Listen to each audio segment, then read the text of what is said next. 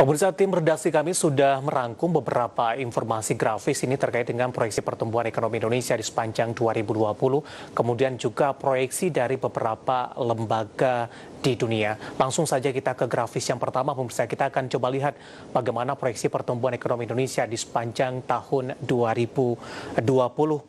Dalam satuan persen, data ini diambil dari Badan Pusat Statistik, dapat Anda saksikan juga di layar televisi Anda. Di kuartal pertama 2019, pertumbuhan ekonomi tercatat di 5,07%, kuartal kedua 2019 di 5,05%, kuartal ketiga 2019 di 5,02%, dan kuartal pertama di 2020 ini ada posisinya untuk pertumbuhan ekonomi di 2,97. Dapat Anda abaikan grafis yang ada di layar televisi Anda. Itu di kuartal pertama 2020 datanya adalah di 2,97, bukan di 4,97, pemirsa. Tapi secara kesimpulannya di kuartal pertama 2019 sampai dengan kuartal pertama 2020 ini sudah terjadi perlambatan mulai dari 5,07 sampai dengan posisi 2,97 di kuartal pertama di 2020. Sementara di kuartal kedua ini data yang baru saja dirilis oleh Badan Pusat Statistik pada perdagangan kemarin, pada hari kemarin, pemirsa, di mana mengalami kontraksi. Ini minus di 5,32%. Ini merupakan kontraksi terdalam sejak krisis ekonomi di tahun 1998 yang lalu. Kita beralih ke grafis selanjutnya. Kita akan coba lihat juga bagaimana kontribusi wilayah terhadap perekonomian ini. Data yang berhasil dihimpun oleh tim redaksi kami dari Jawa, Pulau Jawa masih memberikan kontribusi terbesar, pemirsa, di 58,55%, diikuti oleh Sumatera di 21,49%, kemudian Kalimantan di 8,04%, Sulawesi di 6,55%, kemudian juga Bali dan Nusa Tenggara di 3,00%, kemudian juga ada Maluku dan Papua, kontribusinya ada di sekitar 2,37%.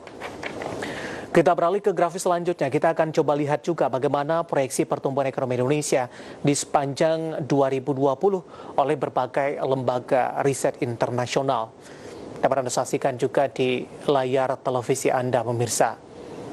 Ya, ada World Bank, ini proyeksinya hanya di 0,0%, pemirsa. Kemudian juga ada OECD di kisaran minus di 3,9 sampai dengan minus di 2,8%. IDB ini ada di 2,5%, IMF, kemudian juga ada Bloomberg Median, ini proyeksinya masing-masing ada di 0,5%.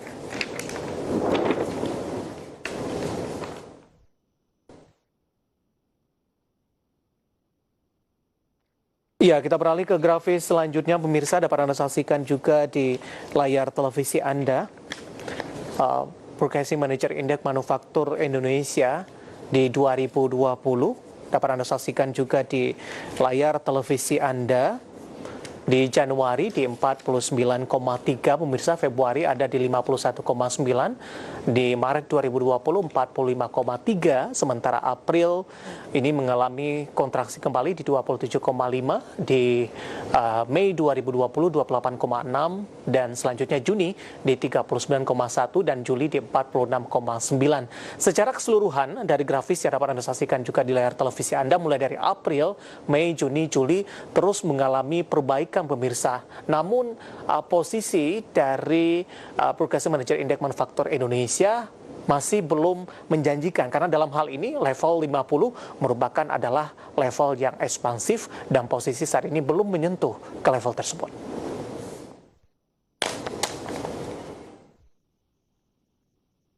Itu tadi beberapa informasi grafis yang berhasil dihimpun oleh tim redaksi kami. Kita akan jeda terlebih dahulu. Di segmen selanjutnya kita akan berbincang nanti bersama dengan Ibu Telisa Valianti, merupakan ekonom Universitas Indonesia. Kita akan membahas topik yang menarik, memaksimalkan peluang pertumbuhan ekonomi di 2020. Kami akan segera kembali usai jeda berikut ini.